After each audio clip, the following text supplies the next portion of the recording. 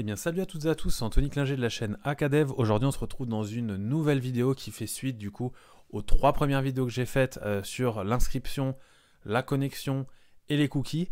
Donc aujourd'hui on va avoir une nouvelle vidéo du coup sur le sujet des tokens. Donc c'est une manière plus sécurisée on va dire et plus optimale pour enregistrer vos données, les vérifier, pour vérifier qu'un user est bien connecté par exemple et vérifier sa connexion avec la base de données. Donc on va y partir tout de suite sur du coup le code et le navigateur comme d'habitude. Si vous avez tout suivi jusqu'ici, normalement ça devrait le faire.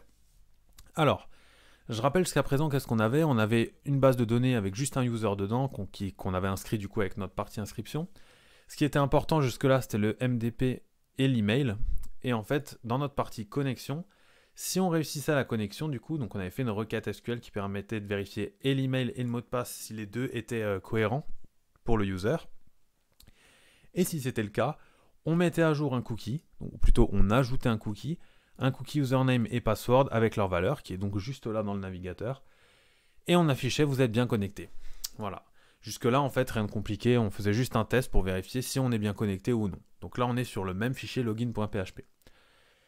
Alors la première chose à faire, ça va être par exemple avant de faire ça, on va faire autre chose, on va rajouter un header, location, voilà, et on va mener vers un autre fichier qui sera par exemple client.php. Voilà. Et on exit le fichier si c'est OK. Comme ça, tout simplement, on va créer notre fichier ici client.php. On va ouvrir notre PHP. Voilà. Et ici, tout ce qu'on va faire, c'est echo. Vous êtes bien connecté. Voilà. Donc là, je vais supprimer mes cookies, comme ça vous voyez qu'on fait tout ensemble.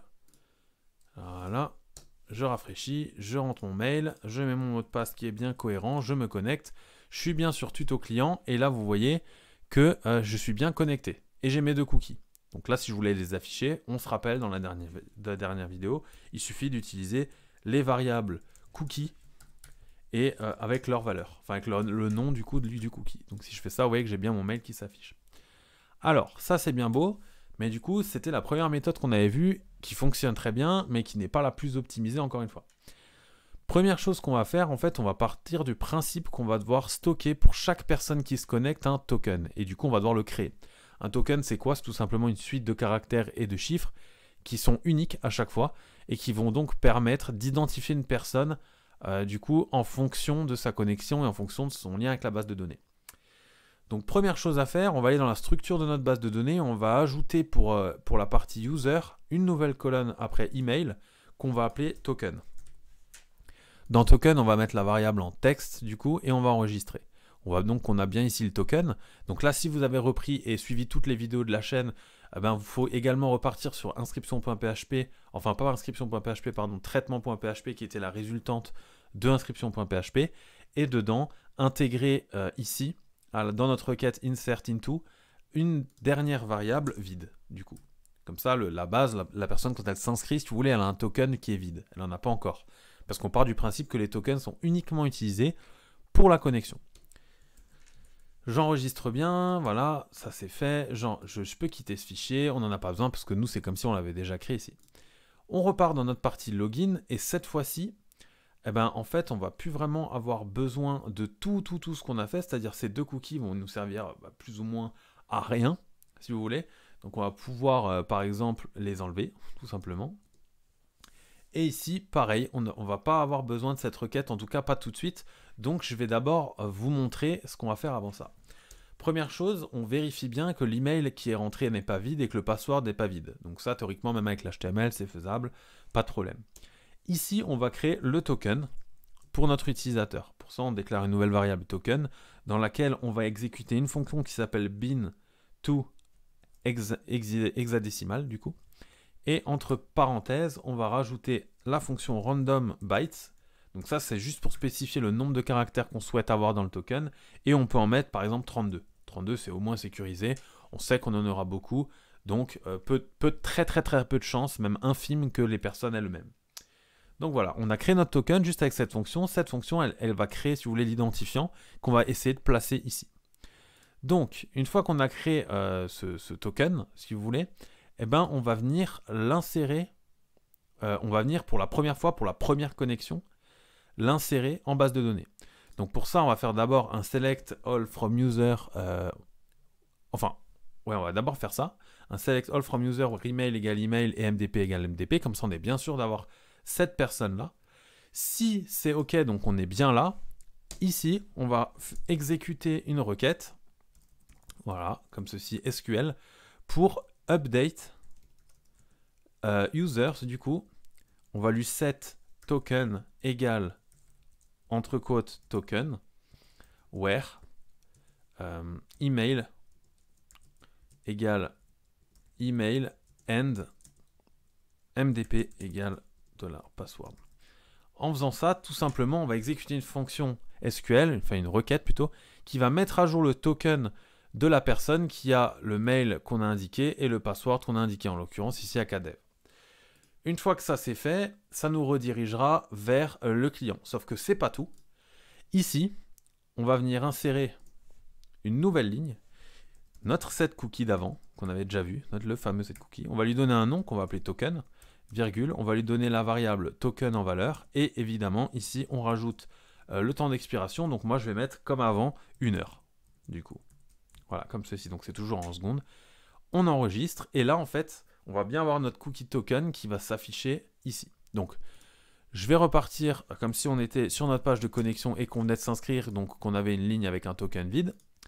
Ici, je vais rentrer mon mail, je vais rentrer mon mot de passe. D'abord, je vais supprimer mes tokens, mes cookies que j'avais déjà créés au préalable, comme ça on ne s'embrouille pas. Je rafraîchis. Choisis mon adresse mail, 1, 2, 3, 4, 5, 6, se connecter. Alors, là, je dois avoir une petite erreur. On va voir ce que c'est.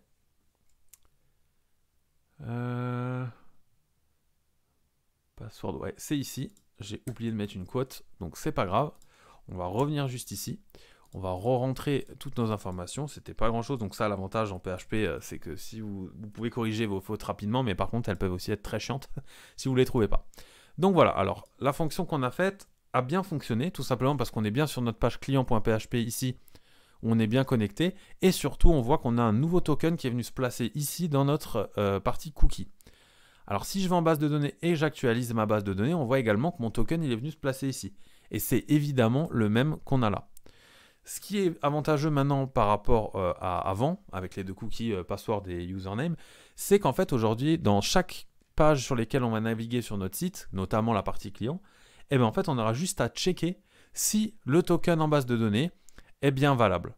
C'est-à-dire que si on capte que ce token il existe bien, du coup en base de données, alors ça veut dire que la personne est bien connectée. Alors, dans ce que je viens de dire, il faudrait également ajouter l'email du coup. Comme ça, on est encore plus sécurisé. Ça ferait une variable de plus. Donc ici, au lieu de rajouter juste un token simple, on va juste rajouter également l'email par exemple.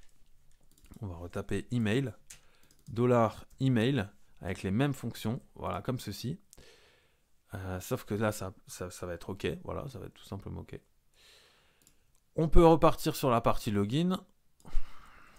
Voilà, je rentre mon mail, là je vais supprimer mon cookie d'avant, comme ça on est sur les mêmes valeurs qu'avant.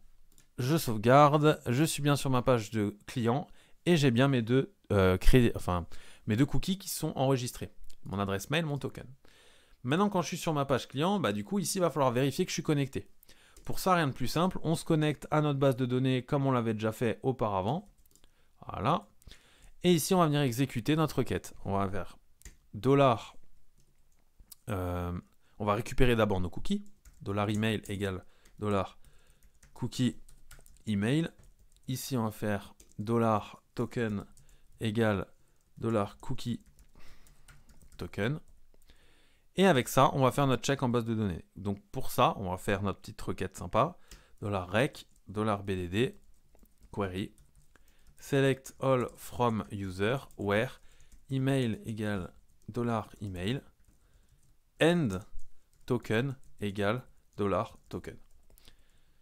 On exécute avec une réponse en variable pour pouvoir récupérer le résultat. Voilà. Et du coup, if $rep, donc si ça retourne bien quelque chose, donc là en l'occurrence on peut chercher par exemple le pseudo, là admettons, voilà c'est ça qu'on va chercher. Si le pseudo est trouvé, donc s'il est différent de false, on va même rajouter comme ça vous comprenez mieux. c'est différent de false, donc qu'il existe, alors on va afficher vous êtes connecté et on va même marquer le pseudo ici par exemple. Voilà, $rep pseudo. Donc là, si je rafraîchis, vous êtes bien connecté à Kdev. Donc voilà, avec cette méthode-là, en fait, maintenant, vous allez pouvoir checker partout si vous êtes connecté ou non. Alors, évidemment, une fois que votre cookie va expirer, eh ben, il faudrait également que le token change.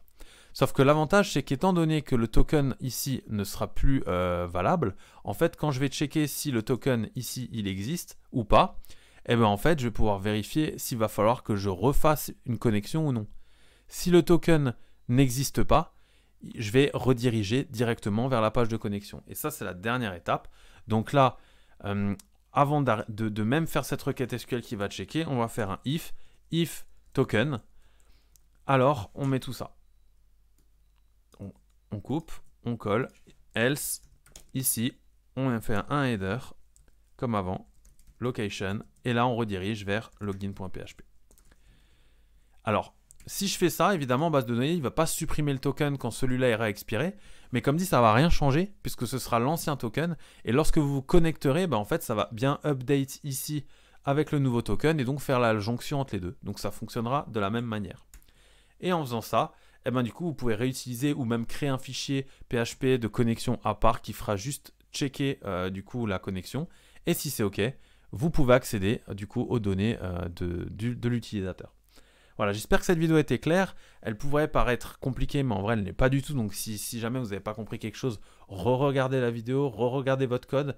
Et si vous avez des questions ou vous ne comprenez pas encore une fois quelque chose, posez les questions en commentaire, j'y réponds très rapidement. On se dit ciao tout le monde!